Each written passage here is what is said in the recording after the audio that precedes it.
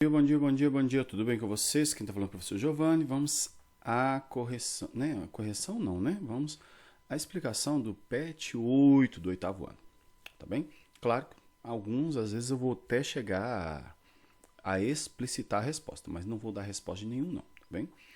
Mas estamos aqui para ajudar mesmo. Quem quer ser ajudado está sendo ajudado, né? Vamos lá. Analise a figura e leia as afirmativas sobre o sistema respiratório. A respiração é fundamental para a vida humana, né, comer o ar aqui, sendo responsável pela troca dos gases oxigênio, O2, e dióxido de carbono, CO2, do organismo, com o meio ambiente. A traqueia, representada pelo número 5, é um tubo formado por cartilagens e alinas em formato de C, logo depois da laringe. A relação do pulmão 7 com Covid-19 é muito ampla, pois, né, eu coloquei essa vírgula em vermelho porque eles não colocaram lá, pois, dependendo da gravidade, o vírus compromete o funcionamento dos pulmões, podendo causar uma infecção respiratória aguda grave. 4. Os brônquios, que é o 5, são duas estruturas de consistência esponjosa devido à presença de milhares de alvéolos pulmonares. Vamos lá. Primeiro, a respiração é fundamental para a vida humana, fazendo as trocas gasosas? Sim. A traqueia, representada pelo número 5, é um tubo em formato de C depois da laringe. A traqueia é um tubo em formato de C depois da laringe, mas olha o número do tubo em formato de C depois da laringe. Porque olha lá, o próprio 5 está lá falando que os brônquios que são estruturas. Então, uma das duas, teoricamente, estaria errada, mas na verdade as duas estão erradas. Dei a resposta, né? As duas estão erradas. As duas que falam do número 5 estão erradas, tá? Por que, professor? Os brônquios, devido à presença de milhares de alvéolos pulmonares. Onde os alvéolos pulmonares estão? Nos brônquios? Se fosse nos brônquios, seriam alvéolos bronquiolares, né? Bronquiais, sei lá. Mas não. Eles estão na terminação lá dos bronquíolos, que é no final dos brônquios, mas são estruturas do pulmão, tá? Não dentro dos brônquios, fazendo uma consistência esponjosa lá dentro. Então você já sabe qual que é a opção, né?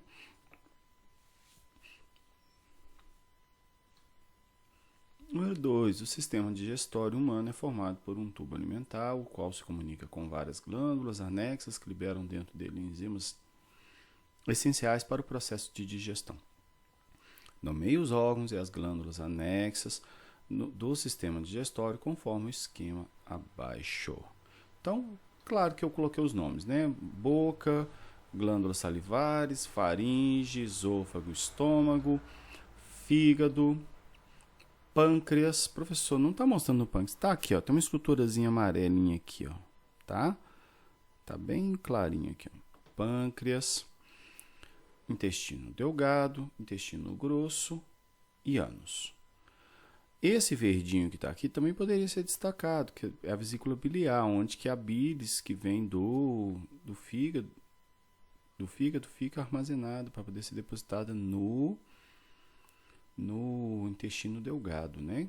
Lembrando que a bile faz a decomposição decomposição não, né? A digestão, né? Emulsifica a gordura no intestino delgado. Vamos lá. 3. O sistema excretor é responsável pela filtração do sangue nos rins, com a finalidade de retirar impurezas do organismo e substâncias em excesso que serão eliminadas por meio da urina. Beleza? Sobre o funcionamento dos néfrons, responda. Não tem nenhuma pergunta aqui, não.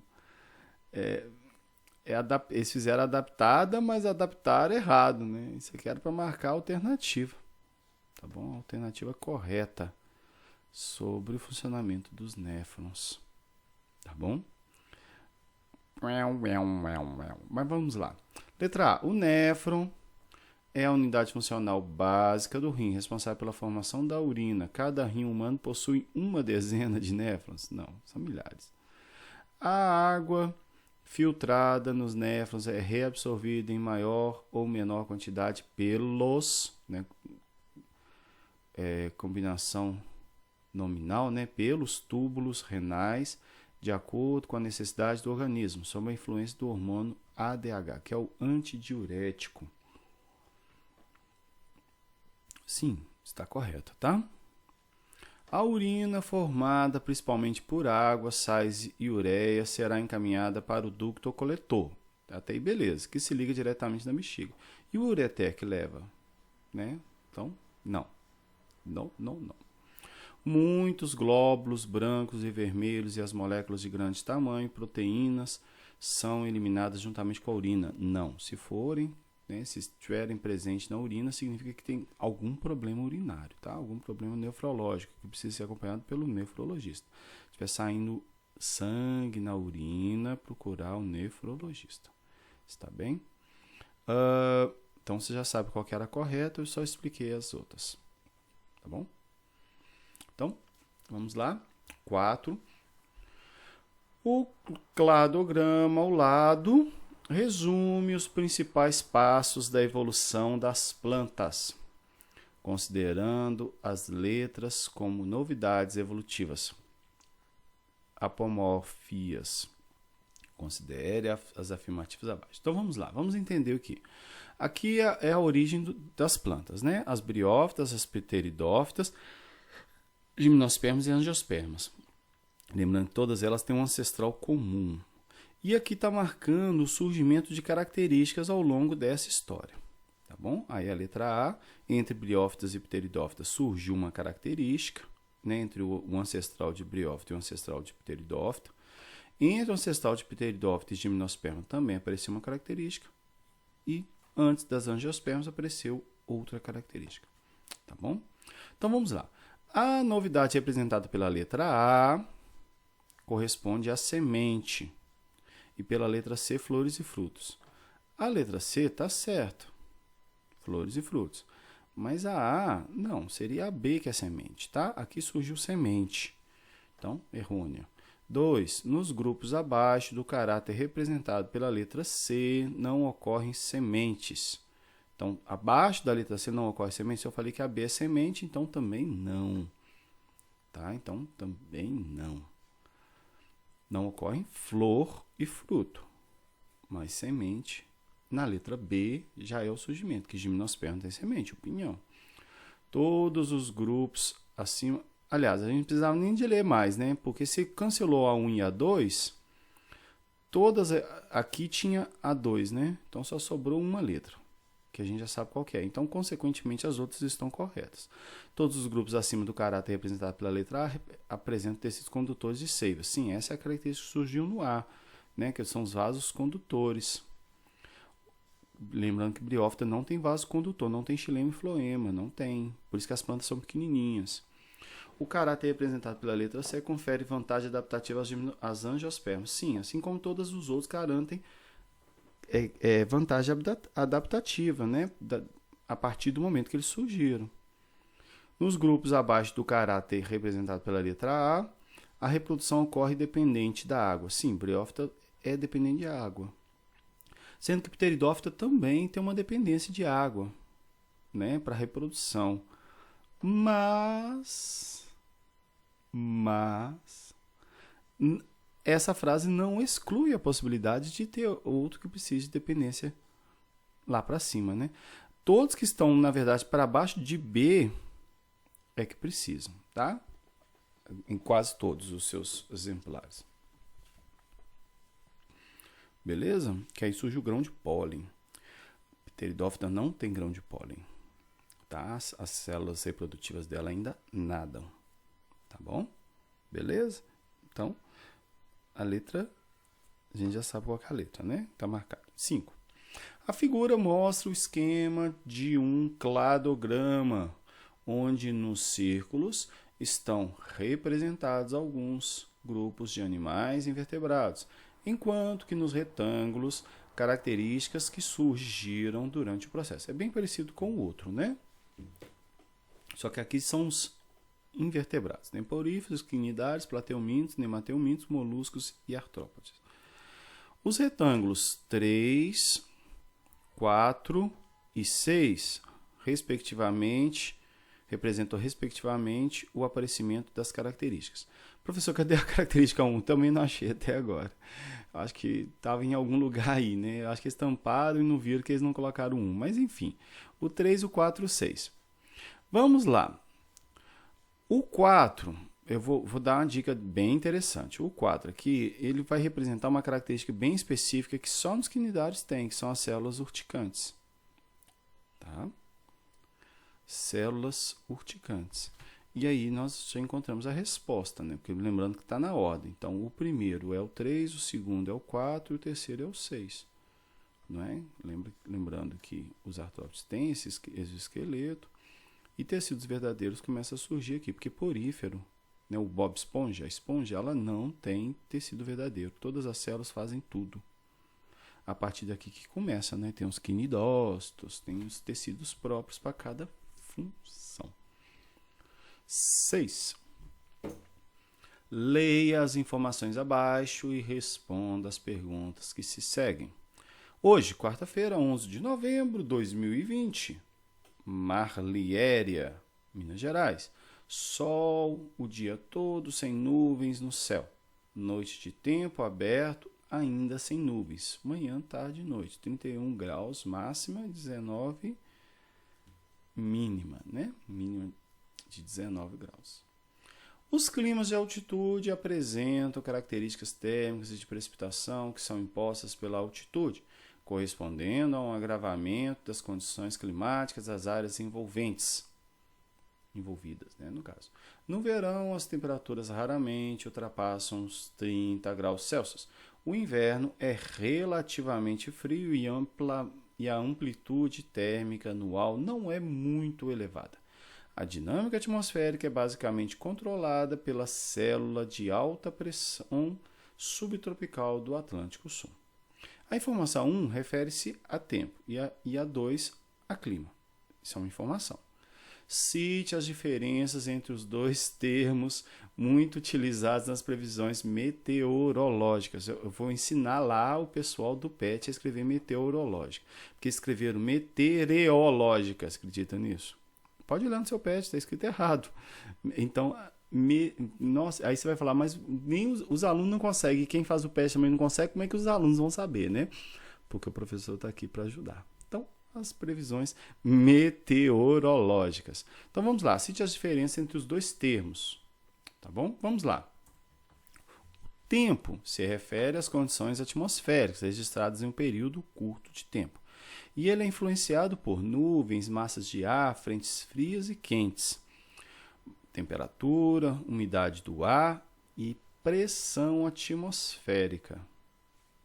Tá? Então, variou isso tudo aí, mudou o tempo. Já o clima, por outro lado, é um panorama mais prolongado e completo dos padrões de tempo. Ele depende das correntes oceânicas, das massas de ar, né? As correntes de ar, né? Seria mais propriamente dito assim. Latitude, ou seja, se está mais para o norte ou mais para o sul, ou mais próximo do Equador, faz diferença. Altitude, depende da altura onde que o ponto está, né, aquela região. E a vegetação também da região interfere no clima. O clima interfere na vegetação e a vegetação também interfere no clima, beleza?